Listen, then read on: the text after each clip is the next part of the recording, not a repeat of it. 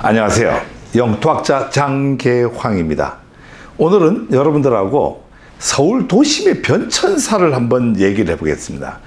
우리는 역사라고 하는 개념을 우리 사회에서는 약간은 좀 달리 해석하는 경우가 많이 있어요. 꼭 상고사부터 시작을 해갖고 이 통사를 이제 역사로 많이 인식을 하고 있는데, 서양 쪽은, 서구 쪽은 사실 이제 학문적으로 그렇지는 않습니다. 통사는 통사대로 있고, 예를 들어서 이제 이렇게 의상학과에서는 이제 의복의 역사를 많이 이렇게 하고 있고, 또 뭐 음식을 다루는 뭐 이런 쪽에서는 음식사, 건축계에서는 이제 건축사, 또 마찬가지로 이제 이 도시 쪽을 전공하는 쪽에서는 이제 도시 역사, 특히 도시 역사 중에서 이 한 지방의 한 도시의 그 변천사를 이해를 하고 그 역사를 정립을 한다라고 하는 것은 상당히 중요합니다. 그거는 미래로 나가는 데 있어 갖고 이제 하나의 그 기준 틀이 되는 거죠. 그래서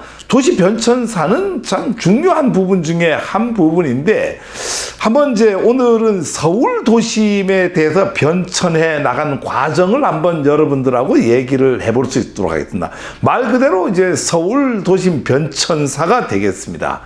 그러면은 이 서울이라고 하는 도시는 뭐 여러분들이 너무나 잘 알다시피 지금은 이제 글로벌 도시죠. 이 세계에서 상당히 그 이름 나 있는 도시고 큰 도시 중에 하나입니다. 그 뭐 말 그대로 코스모폴리탄, 메트로폴리탄 이 시리로서 같이 있는데, 서울이라는 도시의 이 매력이라고 하는 것은 뭐 한두 가지가 아니죠. 그러면은 이 서울을 얘기하기 이전에 근본적으로 이 도시가 갖는 특성, 그럼 도시가 어떻게 만들어지느냐, 뭐 여러분 너무나 잘 아는 바로는 뭐예요?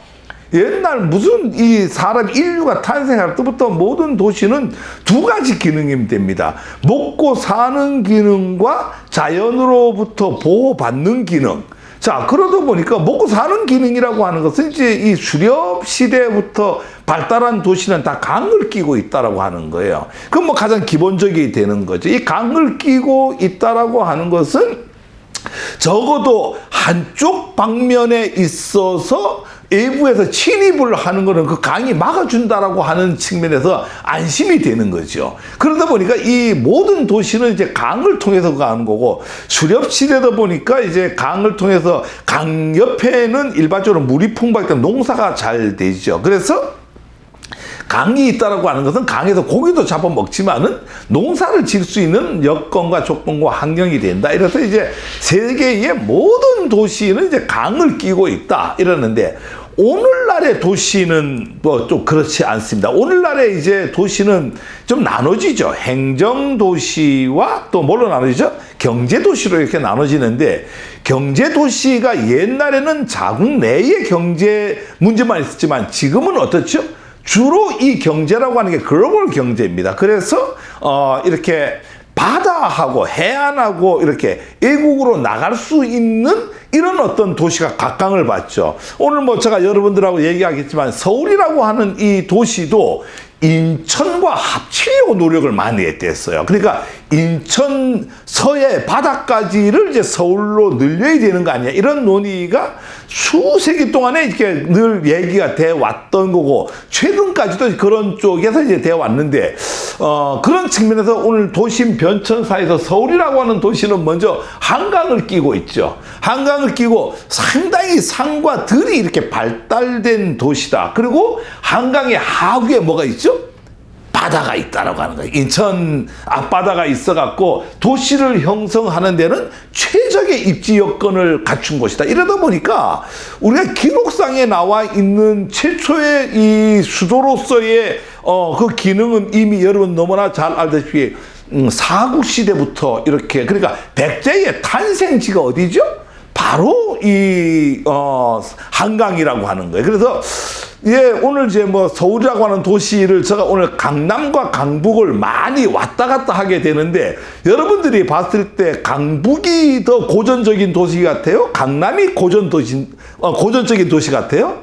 뭐 이렇게 물으면은 당연히 여러분들은 강북이 더 고전적인 도시라고 칭하지만 사실은 그렇지는 않습니다. 우리 서울이라고 하는 도시의 출발은 어디에서 강남에서 출발했어요. 그러니까 백제라고 하는 도시가 이제 강남에서 출발을 했고, 그런 어떤 측면에서 이제 본다고 하면 강남과 강북을 계속 왔다 갔다 했는데, 그 상황은 외부의 침입을 밑에서 받느냐 위에서 받느냐에 따라서 이 강이라고 하는 게 군사적 어떤 하나의 요충지로서의 역할과 기능과 작용을 했다, 이렇게 보시면 됩니다. 그러다 보니까 이제 강남과 강북을 끊임없이 이렇게 오르내리는 왔다 갔다 하는 이런 쪽이 돼 있는데, 먼저 이 도시가 갖는 특성은 그렇다고 치고, 그럼 우리 역사 속에서 최초로 이 서울이라고 하는 도시가 나타난 곳이 어디냐? 바로 이제 백제입니다. 그래서 도시의 입지 여건의 조건으로 봤을 때는 이제 우리는 농경 생활권에 있기 때문에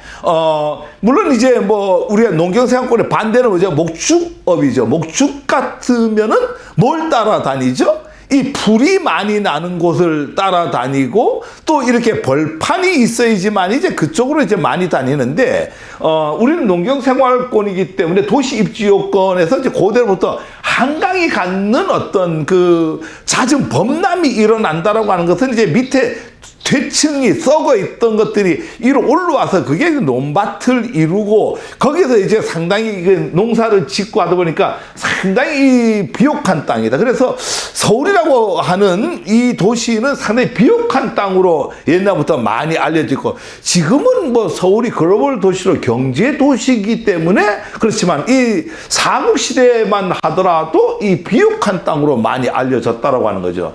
그래서 최초의 기록상의 수도라고 하는 것은 이제 수도로서의 기록은 백제는 우리가 일본이 우리 역사를 왜곡하면서 400년, 500년 대에 만들어졌다 이렇게 하는데, 그건 아니고 우리의 백제는 기원전으로 돌아가게 된다. 기원전에 이미 이제 온조왕이 이제 위례성을 세웠는데, 이 위례성이라고 하는 게 바로 이제 강남 쪽에, 여러분들 뭐 알기 쉽게 표현하면 지금 광주라고 하는, 물론 이제 지금 광주가 아니고 과거의 광주입니다. 우리가 이제 이 광이라고 하는 것은 이제 전라도 호남에 있는 광주는 삐광자를 써서 삐꼬울이라는 말을 쓰는데, 이쪽에 경기도 광주는 넓을 광자예요. 그래서 지금 뭐 여러분들이 알고 있는, 서울로 알고 있는 천호동, 거여동, 마천동, 여기가 전부 뭐였죠? 다 광주였어요. 이 어디까지 광주였냐면은 이쪽에 그 양재동까지가 광주였고,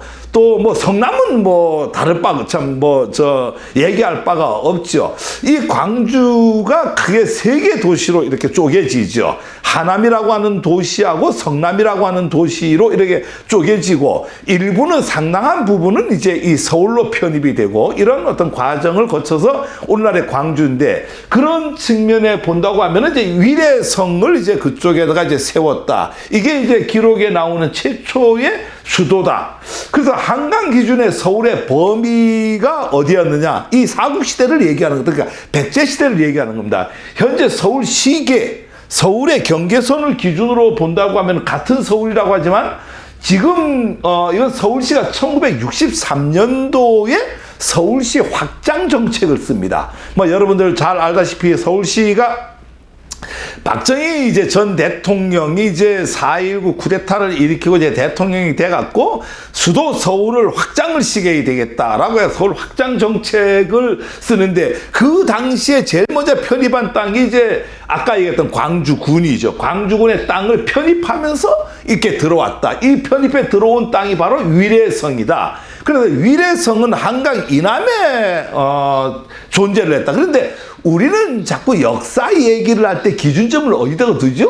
조선에다가 두죠. 조선 역사를 기준으로 자꾸 역사라고 하는 인식을 하다 보니까 이제 강북이 되게 고전적인 도시다. 그러니까 역사물이 현재 많이 남아있기 때문에 그렇게 인식하는 것은 당연하다. 그렇지만 역사를 우리가 좀 더 올라가 본다라고 하면은 강남에서부터 이 수도 서울이 시작을 했다, 이런 걸 알 수가 있고요. 위례성은 한강 이남에 이제 존재를 했고, 조선의 수도가 되는 강북의 한양과는 완전히 이 다른 도시였다. 근데 이제 우리가 뭐 너무나 잘 알다시피 이 백제 문화가 남아 있지 않다 보니까 우리가 오히려 이제 뭐 신라 문화는 많이 남아 있죠. 그러다 보니까 이제 경주라고 하는 이 도시가 역사 도시로 인식이 되고 이 서울이라고 하는 도시는 그냥 이 조선의 수도로서의 어떤 그 기능과 역사 인식이 많이 남아 있는데 실질적으로 이 백제의 역사가 그대로 남아 있었다라고 하면은 아마 이 강남이 역사의 중심 도시가 되지 않겠느냐 이렇게 보는 거고요. 백제 기록이 별로 잘 남아 있지 않기 때문에 이제 그렇지만 지금도 이제 그 인근을 잘 돌아본다고 하면은 뭐 여기 나와 있지는 않습니다만은 암사 선사 유적지가 있잖아, 그죠? 이미 그 지역은 한강이라고 하는 비옥한 토지를 갖고 있었기 때문에 우리가 이렇게 이제 풍납토성, 몽천토성, 석촌동의 고분군 이런 위치로 봤을 때 서울시계 내에 있었다라고 하는 것은 이제 그거 안 돼. 이게 이제 암사동 선사 유적지. 그러니까 여러분들이 역사 시대가 있으면 역사 시대 이전을 뭐라고 하죠?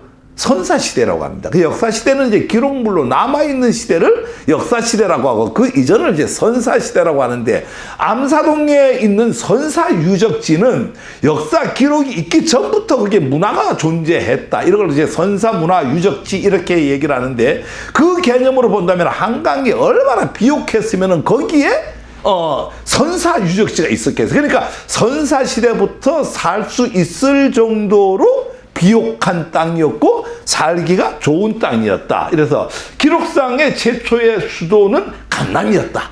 오늘 이제 이게 되게 중요한 거죠. 그래서 강남의 도읍을 정했다. 여기 삼국사기에 나오는 겁니다. 제가 한번 읽어봐 드릴게요. 마침내 한산. 이제 앞으로 이제 한산이라고 하는 말이 이제 되게 중요합니다. 근데 이제 이 한이라고 하는 것은 이제 이 물을 얘기하는 거예요. 그러니까 우리가 한강을 얘기하잖아. 그죠? 한강. 여러분들이 잘 알고 있는 게 북한산 잘 알잖아요. 그죠? 왜 북한산이라는 용어 어디서부터 나오죠?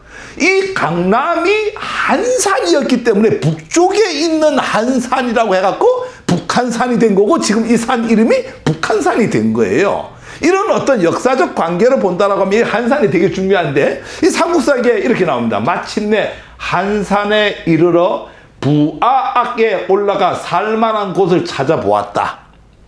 비류가 바닷가에 살고자 하니 열 신하가 가나였다. 뭐라고? 비류가 바닷가 인천으로 가자. 미추홀로 가자. 이렇게 하니까 이 강의 남쪽 땅은 북으로 한수를 두르고 지금 여기 이제 위례성 쪽을 얘기하는 거예요.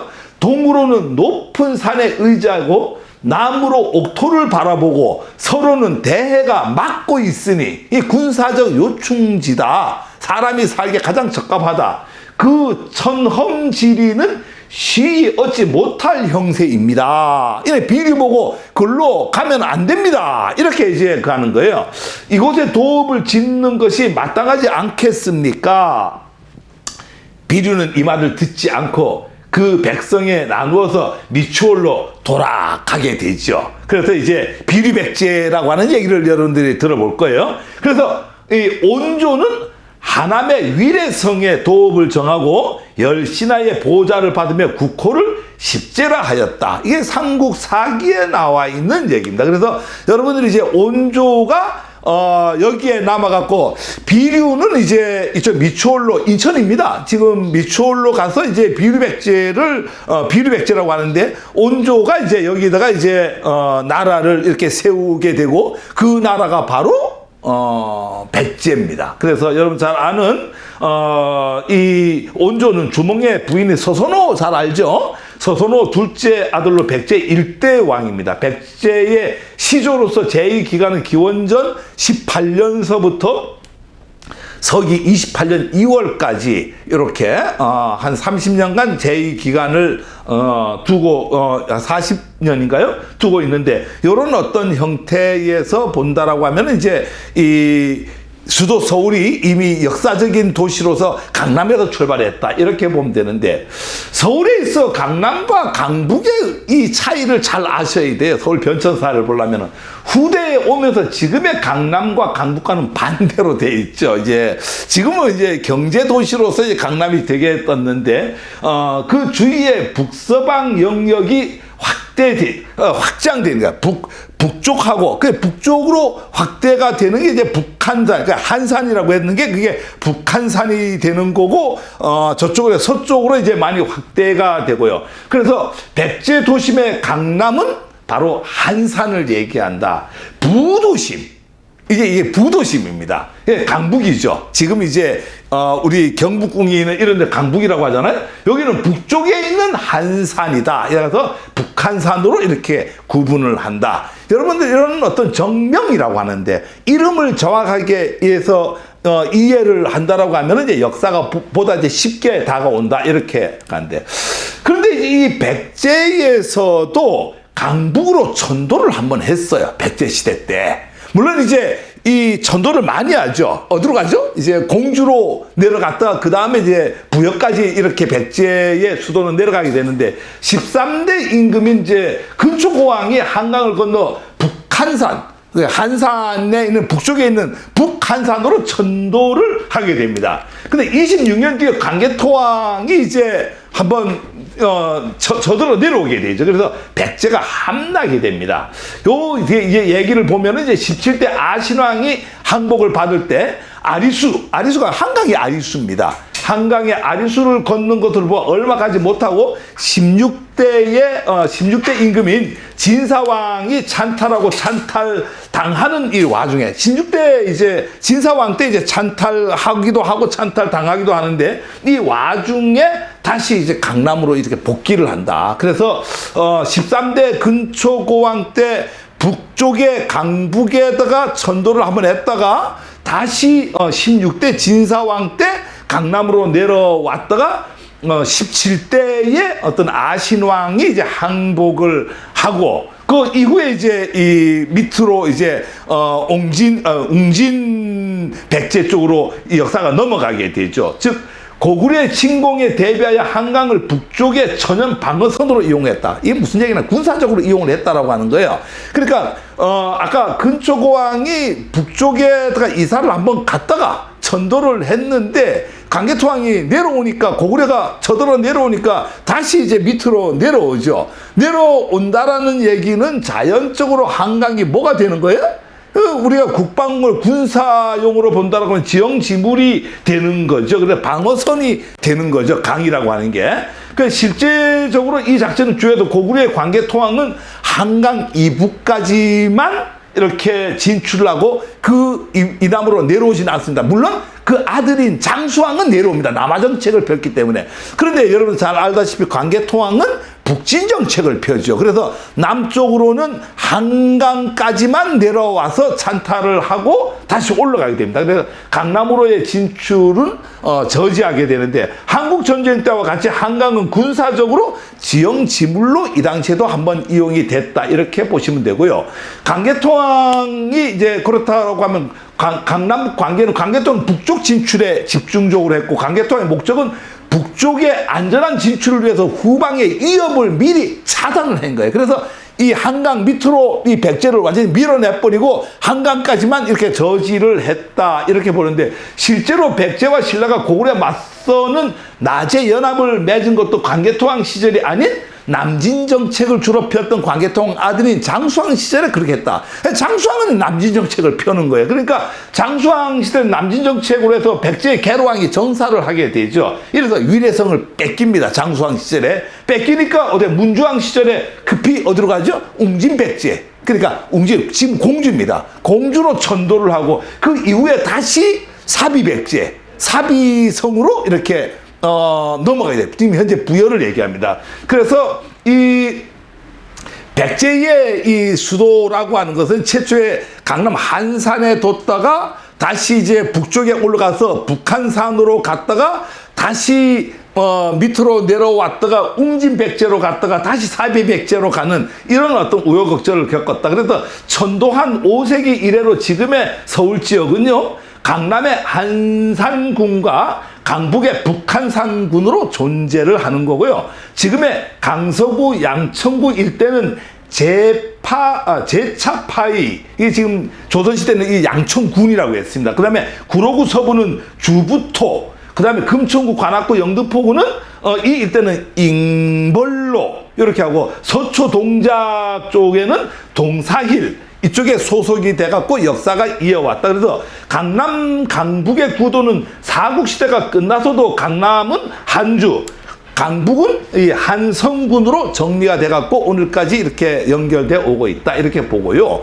요게 이제 백제시대 때 이 서울이 갖는 변천사였다라고 하면은, 이제 백제가 망하고 고구려가 망하고 이제 남북국 시대로 오죠. 밑에는 이제 신라가 통치를 하고, 위에는 발해가 이제 이렇게 역사를 이루는 남북국 시대. 여러분들 가끔 가다 뭐 통일신라 이런, 뭐 저도 여기 통일신라라는 말을 썼는데, 통일신라라는 말은 이제 아름다운 말은 못 됩니다. 신라가 통일하지는 않았어요. 우리 고구려에 남아있는 모든 유민들이 세운 나라가 이제 발해이기 때문에 남북국 시대 이렇게 불러야 되는 거고요. 남북국 시대의 서울이라고 하는 것은 이제 북한산주, 요게 이제 강북을 얘기합니다. 북한산주는 통일신라의 구주 오소경 중에 한 주로 소속이, 한산주. 그러니까 신라가 이제 백제하고 합치고 나당 연합에서 고구려를 물리쳐갖고, 이제 여러분들이 흔히 얘기하는 통일신라를 만들었을 때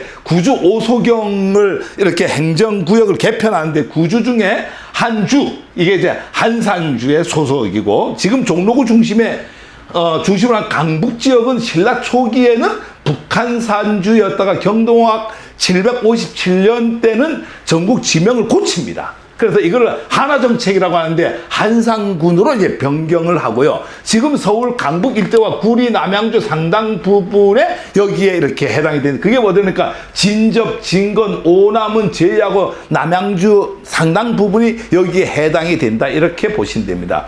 여러분들 이제 이 한양이라고 하는 명칭이, 이게 우리의 서울의 명칭은 서울, 또 수도, 경성, 한양 뭐 이렇게 좀 많이 쓰잖아, 그죠? 이 한양이라고 하는 명칭은 조선시대까지는 관습적으로 이게 사용하던 용어다. 지금도 뭐 한양대학교도 있고 한강도 있고, 이 한자가 이제 이 물에 이 관계된 걸로 해갖고 이제 이 많이 사용을 하고 있다, 이렇게. 한강 이남은 이제 한강 이남은 대략 반으로, 한강 이남, 지금 강남을 얘기합니다. 강남은 뭐 지금 강남대로가 거의 중심이 됩니다. 해갖고 우측으로는 이제 과천 중심이고, 이제 좌측 동쪽으로는 이제 광주 중심인데, 지금 이제 동쪽은 지금 광주시인 한주의 소속이 그 당시에 돼 있었고, 서쪽은 과천시는 율진군 소속으로 남북국 시대는 이렇게 돼 있었다. 남북국 시대에서 이 서울이라고 하는 것은 이제 신라의 땅이었다. 신라 땅 중에서 이제 남쪽에는 이제 두 개로 동서로 나눠 있어서 이렇게 한주와 율진군의 소속으로 있었다. 남북국 시대의 서울은 되게 중요한 요충지였어요. 왜 그랬냐면은, 이제 신라 입장에서, 이제 우리가 남북국이라고 하는 것은 위에 발해가 있고 밑에 이제 신라가 있잖아요. 이런 관점에서 신라 입장에서 보면은 북방의 이제 발해와 적방 국경선이 가까운 전방 지역이죠. 이렇게 여러분들 고려가 이렇게 지도에서 이렇게 한경도 쪽에 잘린 걸 봤잖아요. 그러면 그 내려오면은 바로 여기에 해당이 되기 때문에 되게 국경선 전방 지역에 해당이 된다, 이렇게 보시면 되고요. 그래서 그러다 보니까 여기를 이제 서울을 신라에서는 되게 중시 여겼어요. 그래서 지방군이 10정을 구주에다가 뒀는데 8개 주에는 한정씩 배치했는데, 한 주에만, 이 서울에만 몇 개니까 2개 정을 배치를 했습니다. 그냥 그만큼 중요하게 여겼다, 이렇게 보시면 되는데, 이게 이제 위에 이제 발해하고 이제 대치 관계에 있다 보니까 그 중요성을 이제 그렇게 군사적으로 정립하지 않았나, 이렇게 보고요. 그게 뭐 김원창의 난이 나죠. 이 후속따라 아들 김범문이 북한산 아래에서 도둑들을 모아고 하면 반란을 일으켰는데 실패하죠. 실패하고 두 분 총명에 잡혀가고 사망을 하고, 후당국 시대에 들어오면서 후당국 시대는 호족의 함규가 이 당시에 이제 여기로 갔는데, 뭐 이거 자세히 하려면 너무 긴 얘기가 되니까요. 국례를 거쳐서 왕권에 복속이 되는데, 그래서 함씨들의 조상이 이제 이 함규가 된다, 이렇게 보시면 됩니다. 마지막으로 이제 고려시대에 이제 한강, 고려시대 서울은 이제 고려시대로, 남북국 시대에서 이제 고려시대로 넘어오면은 한강은 뭐 거의 이제 중심으로 이제 서서히 자리를 잡아갑니다. 물론 고려의 수도는 어디였죠? 개경이었죠. 지금 개성이 수도였지만은 실질적으로 왕이 개성에 있었지만은 이 서울이 되게 중시 여겼던 도시 중에 하나였다. 그보다 중요한 것은 일시적으로 여러분들 모르는 부분이 하나가 있는데 고려시대 때도 천도를 한번 했댔다.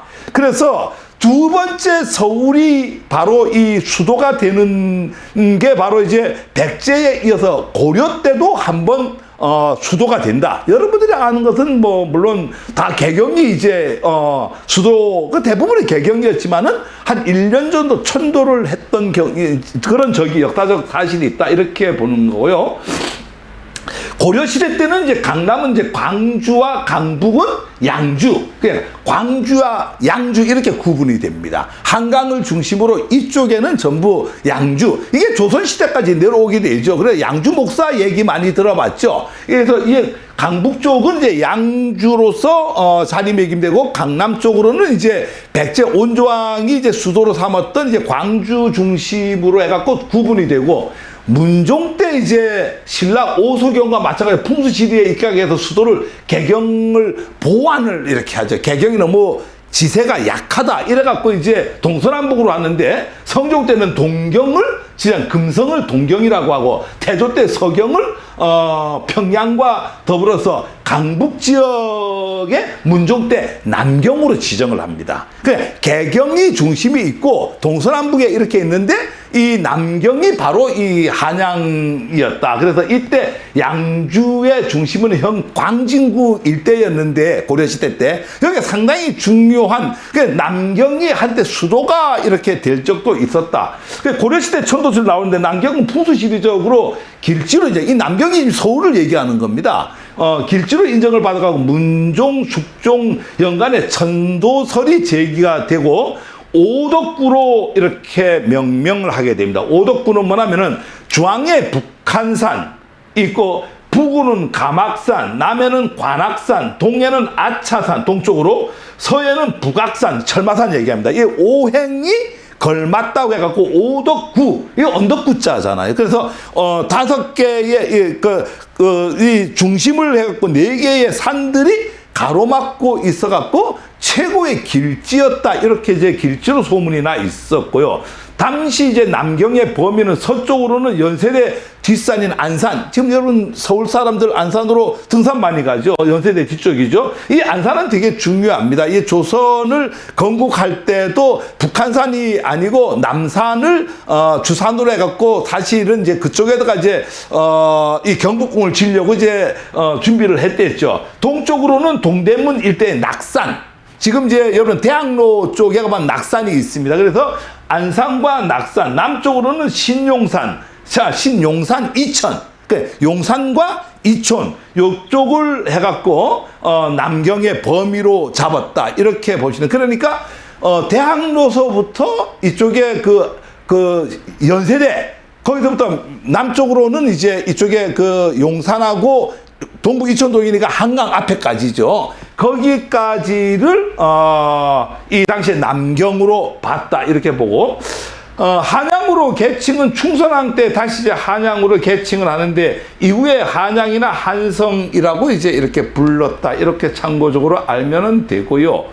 아까 얘기했듯이 이제 한양 천도설이 있었습니다. 고려 말에는 더욱 이 천도설이 이제 분위기가 이제 무르익어 갖고 천도해야 된다. 근데 그 이유가 이제 바로 뭐냐면은 이제 왜구들이 이제 이렇게 많이 준동을 개성 쪽으로 쳐들어와서 서해안을 통해서. 근데 이제 중요한 것은 예성강이 이제 서해에서 개성으로 내륙까지 들어오는, 그러니까 군산 쪽에 그 금강 쪽으로 해갖고 이렇게 들어오죠. 한강 쪽으로 해갖고 이제 이쪽에 들어가고 마포나루까지 들어오고 바로 이제 이 개성까지 올라가는 게 예성강이다. 예성강이 퇴적 현상으로 이제 크게 많이 쌓이다 보니까 그 운하 이제 수운 활용이 좀 어려워졌어요. 그러니까 배가 안쪽에 옛날에는 뭐 지금 뭐 고속도로 철도도 있어 문제 없지만 옛날에는 뭐 중국하고 교류를 한다고 예를 들어 이렇게 하면 어디까지 배가 들어와야 돼요? 개경까지가 배가 들어와야지 되는 거예요. 그런데 이제 물론 이제 우리 조선시대 때는 이제 한강까지 들어오게 되죠. 저쪽에 뭐 금강 쪽에는 군산 쪽 해갖고 강경까지 지금 논산 강경 있죠? 그까지 배가 들어오고 이러니까 내륙에 있던 하고 교역이 이루어진다라고 하는 거예요. 그래서 예성강이 상당히 퇴적물이 쌓여갖고 배가 다니기가 되게 어렵다 보니까 이거 저 한양으로 이거 옮겨야 된다. 한강에 한양으로 가면은 이제 한강에 배가 들어오니까 되게 좋다 이러겠는데 국민왕은 남경의 국물 중축, 남경이 아까 서울이라고 그랬죠? 중축을 고려하고 우왕과 공양왕 때 서경처럼 분사도 고려했고 근데 대신들이 이제 많이 반대 여론 때문에 얼마가 개경으로 다시 환도를 하는 이런 어떤 일이 있었다. 일시적으로 천도를 단행을 해서 짧게 한 1년 정도의 고려 왕조가 이 바로 남경이 수도일 때가 있었다. 그래서 고려시대의 강남은 이건 이제 전부 강북을 얘기하는 겁니다. 북한 한산 중에 북한산을 얘기하는 거고 강남은 이제 잘 나가기 시작하는 동안 강남은 여전히 광주의 그냥 집안 변방으로 있었다. 자, 여기 한번 읽어볼까요? 서울이 백제와 조선의 수도라는 점이 널리 알려져 있죠. 그렇지만 고려의 수도인 시기도 있었다는 사실을 아는 사람이 거의 없습니다. 그래서 일단 우왕과 공양왕 두 기간 동안에 합쳐도 1년 정도 채 안 되기 때문인 점이 크고 두 번째로는 서울에 산지한 백제와 조선의 왕릉이 없거나 왕성 유적이 많이 없죠. 그래서 고려의 왕릉이나 왕성 유적이 단 하나도 서울에 없기 때문에 그러는데 중요한 것은 서울이라고 하는 건 한국사에서 백제, 고려, 조선, 대한민국 이 4대에 걸친 국가 수도였다. 이렇게 여러분들이 이해를 하시면 좋겠습니다. 이제 뭐 여러분들이 많이 이제 알고 있고 또 궁금하고 잘 알 수 있는 내용으로 한번 넘어가 보겠습니다. 조선의 이제 수도는 이제 개경에서 이제 고려가 망하고 이전을 천도를 하게 되죠. 한강을 지배하는 자가 한반도의 패권을 장악을 했다. 이건 뭐 너무나 이제 잘 아는 역사적 근거이기도 하죠. 그래서 이런 부분들이 이제 이 조선으로 옮기게 되는데 여러분은 너무나 잘 알다시피 조선시대의 서울이라고 하는 것은 이제 한양으로 이제 천도를 하게 되죠. 그래서 한양으로 천도할 당시에 수도 후보지로 꼽힌 곳이 한 몇 군데 됐어요. 뭐 여러분들이 많이 알고 있는 것은 이제 무학을 많이 알게 되죠. 무학 많이 들어봤죠. 이 당시에 천도를 주장을 하고 천도를 실질적으로 했던 사람이 정도전과 무학대사예요. 이 두 분이서 이제 중심이 되어 있는데 무학대사는 이 신촌 지금 연세대 뒤에 있는 안산을 주산으로 해갖고 그 당시에 이제 수도 서울을 한양을 만들라고 이제 주장을 했고 이쪽에 정도전은 지금 북한산을 중심으로 해갖고 지금 현재 경복궁터를 주장을 했는데 결국은 정도전에 설이 이겨갖고 지금 현재 경복궁터가 만들어졌다 이렇게 보시면 되고 이 예외에 부평으로 가야 된다라고 이 부평설은요 여러분들이 지금 뭐 부평에 사는 사람 자부심 가져야 돼요. 끊임없이 부평설은 나옵니다. 이 당시에 한양을 천도할 때도 이제 개경에서 이제 부평으로 옮겨야 된다고 했지만은 이 이후에 서울에 한국전쟁이 일어난 뒤에 나옵니다. 한국전쟁이 끝나고 난 뒤에 어떻게 해야 되나니까 우리가 한국전쟁 때 아픈 게 있죠. 한강 철교 폭파라고 하는 내용을 너무나 잘 아실 거예요. 그러니까 전쟁이 끝나자마자 우리가 복구하는 과정 속에서 천도설이 또 한 번 납니다. 서울을 옮겨야 된다. 어디로 옮겨야 되느냐? 부평으로 옮겨야 된다. 이 항상 이 북에서 쳐들어올 수 있기 때문에 그 쳐들어오는 걸 막기 위해서는 강남에 이 수도 서울이 가야 된다. 이래갖고 부평설이 지금도 했는데 이때도 바로 조선이 할 때도 부평설이 있었다. 그 다음에 이제 여러분들 늘 뭐 조선시대로 지금까지 끊이지 않는 이 계룡대설. 그래서 계룡대로 옮겨야 된다. 이렇게 세 군데가 크게 했는데 결국은 지금 정도전에 의해서 지금 한양이 경복궁 자리로 이제 옮기게 되죠. 한양의 진산은 북한산입니다. 이제는 삼각산이라고 하죠. 그 뒤에 이제 있는 산을 삼각산이라고 하는데 조선이 건국하면서 태조 때 양주의 중심지는 현재 광진구 일대인데 양주는 그때에 이제 고읍동으로 이전을 하게 된다. 양주 목사는 지금 현재 양주시입니다. 근데 고려 시대까지의 양주는 어디에 있었나? 지금 현재 광진구가 이제 양주의 중심지였다 이렇게 보시면 되고요. 조선 건국 이후에 한동안은 여전히 개경을 수도로 삼았어요. 그런데 이제 1394년 이제 태조 3년째에 이제 10월 25일 태조 이성계의 명으로 이제 천도를 하게 되고, 이 시기에 정도전에서 경복궁이 건설이 되고, 그러나 이제 뭐 여러분들 조선의 역사를, 초기 역사를 너무나 잘 알죠? 왕자의 난이 2번 일어나죠. 근데 1차 왕자의 난이 일어난 후에 이대 대통령이라 왕이 누구죠? 정종이잖아요. 정종은 그 왕자의 난을 너무나 잘 알다 보니까 이 한양에 살기 싫은 거예요. 그래서 이 정종 때는 현재가 피를 흘린 그걸 본 이 한성에 살기 싫다 보니까 잠시 개경으로 이렇게 찜찜하다 보니까 옮겨간다. 그래 개경에 갔다가 다시 이제 태종 때의 1405년에 11월 10일 날에 다시 이제 서울로, 지금 한양으로 이렇게 이전을 해 들어오고, 그 이후에 근 600년 가까이 지금 뭐 조선 뭐 대한제국까지 합쳐가서 518년, 그 다음에 그 이후에 이제 한 100여 년 해갖고 그 600년 동안에 이제 한반도 중심이자 최대 도시 역할을 거침없이 수행하고 있는 곳이 서울이다 이렇게 보시면 되고요. 자, 요게 이제 그 당시에 뭐 자세히 보이지는 않은데 뭐 참고로 하시고요. 이 한양이 만들어질 때 이제 이 두 가지 큰 틀을 갖고 만듭니다. 첫 번째로는 이제 풍수적 공간관과 유교적 이념관, 이 두 개의 관을 갖고 이제 만든다. 뭐 여러분 지금 뭐 풍수 얘기하려면 할 말 너무나 많은데 여기서 뭐 그 얘기를 다 할 수는 없고, 우리가 이제 풍수의 양택과 은택설이 있는데, 이 양택에서 여러분들은 뭐 가장 많이 하는 용어가 있죠. 임산배수. 뭐 그 정도는 다 알 건데, 바로 이 풍수적 공간관에 의해서 이 전형적인 임산배수형이 바로 여기다. 뒤에는 북한산, 삼각산이 있고 앞에는 이렇게 한강이 흐르다 보니까 전형적인 배산 임수형으로 되어 있고, 이게 이제 유교적 이념에 따라 조성된 계획도시의 상징이다. 그래서 요 얘기를 뭐 좀 더 자세히 하고 싶은데, 이거는 뭐 시간이 이제 유교적 이념에 따라 경복궁이 어떻게 만들어졌느냐, 이거는 이제 우리가 건축학적 접근이기 때문에, 오늘은 서울 변천사이기 때문에 이걸 자세히 말씀드리기에는 좀 시간이 걸리는데, 한양의 내부 공간이라고 하는 것은 풍수 공간관과 유교적 이념관, 이 두 개에 의해서 이 서울이라고 하는 도시가 이게 만들어진다. 뭐 이런 개념 정도는 이해를 하시고요.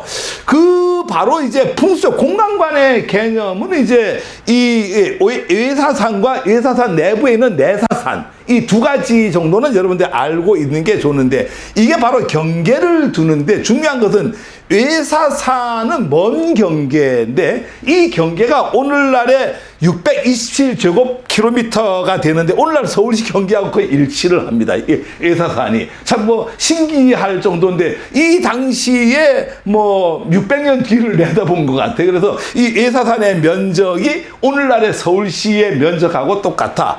그 내사산이라고 하는 것은 이제 북쪽의 백악, 남쪽의 목멱산, 이건 남산 얘기예요, 남산. 그 다음에 이제 동쪽으로는 낙타산, 이건 아까 대학로에 있던 해화동 낙산을 얘기하는 거, 서쪽에 인왕산, 이게 이제 내사산. 그러니까 경복궁을 중심으로 내사산 4개의 산이 보호를 하고, 그 다음에 외사산, 멀리로 보면은 이제 북쪽에는 북한산이 있고, 남쪽에는 관악산이 있고, 동쪽에는 용마산이 있고, 서쪽에는 덕양산이 있다. 이래서 이 4개의 산이 바로 이 수도 서울을 감싸고 있다. 그래서 서울은 풍수 공간관으로 본다라고 하면은 내사산과 예사산이 이렇게 만들어져 갖고, 거기를 중심으로 만들어진 도시가 바로 이 서울이라고 하는 도시다. 뭐 여기 이제 수선전도, 이거는 이제 조선 후기에 그려졌던, 이게 이제 김종모가 이제 만든 지도인데요. 서로는 불광천과 홍제천. 그러니까 이제 우리가 이제 늘 그 도시가 만들어지는 건 물이 있어야 되는 건, 아까 수렵 채취의 개념이 하나가 있고, 군사적으로 이렇게 지형 지물로 이용하는 개념이 있다 그랬죠. 그래서 물이 이제 서로는 불광천과 홍제천을 중심으로 경계를 걷고, 동쪽으로는 중량천을 중심으로 하고 남쪽으로 중량천 바깥쪽으로는 양주 목사가 전부 운영을 하던 곳이에요. 남쪽으로는 한강이 있고 북쪽으로는 북한산에 이르는 지역, 여기를 하나의 한양의 영역으로 인지를 했다. 그래서 이 지도가 바로 여기에 관련된, 그러니까 아까 얘기했던 한강과 북한산과 한강, 중량천, 홍제천, 불광천, 이거를 기준으로 한 지도가 바로 이렇게 수선전도다. 뭐 참고적으로 이렇게 보시면 될 것 같습니다. 조선 후기를 이제 기준으로 보면 지금부터 이제 여러분들이 좀 아는 얘기들이 좀 나옵니다. 후기를 기준, 노원구, 도봉구, 중량구, 광진구 일대, 송파구, 잠실, 신천 일대, 강북구 일부, 여기하고 은평구, 진관동, 여기에 불광동, 독바이 주변은 양주목이라고 했어요. 아까 이제 양주 목사 얘기 많이 들어봤잖아요. 그러니까 이제 이게 뭐 지금은 다 서울 내지만은 이때는 이제 아까 서울이라고 하는 것은 아까 뭐 그 영역 인지를 어떻게 해야 된다 그랬죠? 요걸 이제 하나의 그 도성 안쪽으로 이렇게 본다라고 하면은 여기는 양주목. 그다음에 서초구, 강남구, 송파구는 경기도 광주부. 그다음에 마포, 은평, 불광천 이쪽은 경기도 고양군. 그 다음에 영등포, 구로, 뭐 금천 이쪽은 금천현, 동작구, 뭐 서초구 대부분, 관악구 이쪽은 경기도 과천현, 그 다음에 강서구 대부분하고 양천구, 영등포구, 양화지구는 경기도 양천현, 구로구 서부와 강서부 일부는 경기도 부평도호부. 이런 식으로 이제 이 한양을 중심으로 바깥쪽에 이제 이렇게 많이 둘러싸고 있었다. 이렇게 보시면 되는 거고요. 이게 이제 조선 말기에는 어떻게 들어가니까 뭐 이 지도가 이제 보면은 뭐 여기가 이제 하나의 그 수도의 개념이에요.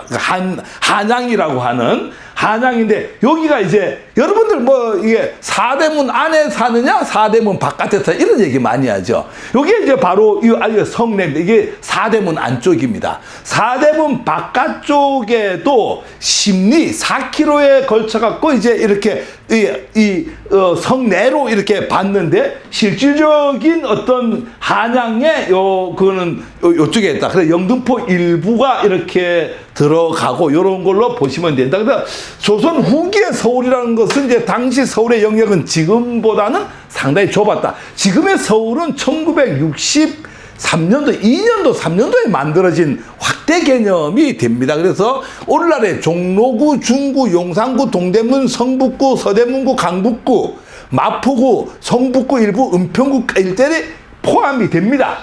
한양에 포함되지만 보통 아까 얘기했던 사대문 안을 진짜 서울로 쳤다. 인근 심리까지 지역도 서울로 쳤다. 이렇게 보시면 되고요.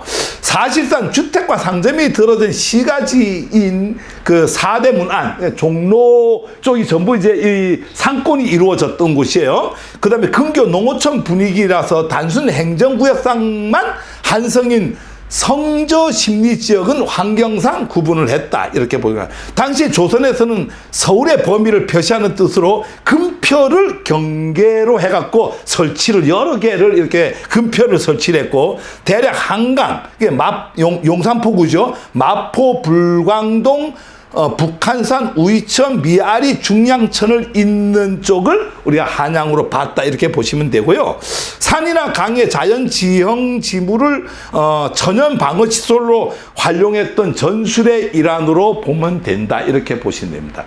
그 이후에 이제 뭐 근대에 들어와서 이제 갑오개혁 뭐 너무나 잘 알잖아요. 그때 이제 한번 한성을 좀 확장을 하려고 한번 합니다. 그래서 갑오개혁으로 1895년도에 행정구역을 한번 대개편을 하는데 양주군 고양주면 일부, 요게 이제 중곡동 광진구 일부 지역에 한성부 두모방에 고양군 하도면 일부가 한성부 연희방에, 그러니까 두모방, 연희방 이쪽에 각각 편입을 시킵니다. 그래서 지금의 이제 오늘날에 이제 물론 이 이후에 한번 이제 한 두세 번의 경성 시대, 그래 일제 강점기 때 한번 하고 62년, 63년에 이제 확대하고 오늘날에 서울이 만들어지는데 이미 이때에 이쪽 광진구 쪽을 양주 목사가 했다가 양주 목사는 고읍동으로 지금 현재 양주 고읍으로 옮겨가고 그 지역을 이렇게 이쪽에 두모방에다가 한성부 두모방에 편입을 시키고 이쪽엔 또 그 현재 수색 이쪽을 이제 연희방에다가 편입을 시키고 성내 5부를 5서로 개편을 해갖고 서울이라고 하는 것을 가보개혁 때 한번 한성을 확장을 시킨다. 이렇게 보시면 됩니다. 조선시대 구한말 당시의 근교 지역을 강력히 나타낸 지도예요. 자, 지금 이제 이쪽이 이제 전부 그 영등포 구죠, 여기가. 영등포 강남이 항상 이쪽이 이제 조선시대는 포함이 됐어요. 왜 그러냐면은 이쪽 앞에 뭐가 있죠? 마포가 있잖아, 그죠? 마포 나루가 있기 때문에 항상 이쪽을 포함을 시켜갖고 이 마포 나루를 이렇게 지켰다, 이렇게 보시면 되는 거고요. 이쪽에 양주군, 고양군, 양천군, 시흥군, 과천군, 광주군 이렇게 해서 요 사이에 요게 바로 우리가 말하는 한성이었다. 이렇게 보시면 됩니다. 이게 이제 일제로 돌아가면서 이제 경성이라고 하는 개념에서는 좀 더 좁아집니다. 이렇게 좀 더 좁아지는데 어쨌거나 조선 후기까지는 이렇게 서울이라고 하는 개념이 한양이라고 하는, 한양 도성은 틀립니다. 한양이라는 개념이 요 빨간 선 내가 한양에 됐다. 이래 보는데 요게 이제 이 지도 옛날 강남구 포이동, 그러니까 요게 조금 이제 이게 무슨 말이냐면 이게 좀 잘못되지 않았느냐. 이게 제가 이제 이의를 제기하는 거예요. 이게 뭐 이게 중요한 얘기는 아닌데 시흥군하고 과천군의 이 경계가 좀 더 이쪽으로 이렇게 왔었어야 된다. 뭐 이 얘기를 말씀을 드리는 거예요. 한성부 청사는 지금의 한성부라고 하는 게 있었죠? 있겠죠? 이 한성부 청사가 지금 광화문 광장에 가면 KT 건물이 있을 거예요. 그 자리가 이제 바로 그 건물터가 한성부 청사. 그래, 우리 경복궁 말고 이 한성부를 이렇게 다스리는, 지배를 하고 행정을 펼치는 분이 한성부입니다. 그 자리가 지금 KT 광화문 KT 자리인데 이게 없어졌다. 일제강점기를 거치면서 건물이 소멸됐다. 근데 여기서 이제 좀 중요한 것은 17세기 시작자 유영원 아실 거예요. 이름 들어봤을 거예요. 이분이 이제 한성부 행정구역을 확장을 해야 된다. 우리 한양이 한성이 이렇게 작아도 되겠느냐. 이 대국으로 가려고 하면은 한성을 확장을 해야 된다. 이래서 이분이 추가 편입 지역으로 지금의 영등포, 동작구 북부, 서초구 북부, 강남구, 압구정동, 송파구, 잠실, 도봉구, 노원구, 중량구, 광진구, 구리시, 의정부, 고양시, 덕양구 일대를 확장을 해야 된다라고 제안을 했는데 받아들이지 않아갖고 지금 오늘 형태로 이렇게 남아있다. 이렇게 보시면 됩니다. 조선은 이렇게 한성부를 중심으로 해갖고 수도 서울을 관리를 했다. 이렇게 보시면 되는 거고요. 그러니까 여러분들이 자꾸 봤을 때 경복궁이라고 하는 것은 이제 왕이 살던 곳이고 실질적으로 이 한양을 관리하는 것은 이제 한성부에서 관리를 했다. 이렇게 보시면 됩니다. 자, 일제강점기로 넘어갑니다. 일제강점기로 넘어가서 상당히 이 수도 서울이 왜곡이 됩니다. 그러면서 확장도 됐다가 축소도 됐다가 이런 역사를 가지게 되는데